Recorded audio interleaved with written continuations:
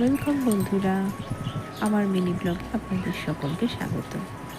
আমাদের বাড়ির ঠিক পিছন দিকের বাড়িটায় বুলবুলি পাখির একটা ছোট্ট বাচ্চাকে খাঁচাবন্দি করে ফেলেছে প্রায় এক সপ্তাহ আগে। এক সপ্তাহ ধরে পাখিটির মা ছটপট ছটপট করে ঠিক খাঁচাটার কাছে আসে আর যায়, আসে আর যায়। তো আজকে আমি ভাবলাম কিছু মুহূর্ত আপনাদের সঙ্গে শেয়ার করে নিই।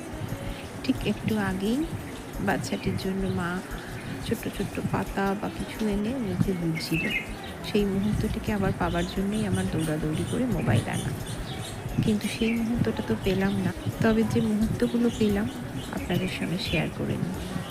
কথাতেই আছে না, যে বন্যেরা বনের সুন্দর আর শিশুরা মাতৃগৌরব। দেখুন, ভালো লাগছে এই খাঁচাবন্দি বুলবুলি পাখিটাকে মা ছাড়া দেখতে। আমার তো ভীষণ খারাপ লাগছে।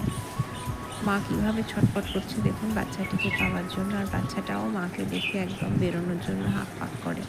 এটা রোজের ব্যাপার, খুব খারাপ লাগে দেখতে। কিছু করার নেই, সাজেশনও তো দিতে পারি না যে আপনারা পাখিটিকে ছেড়ে দিন।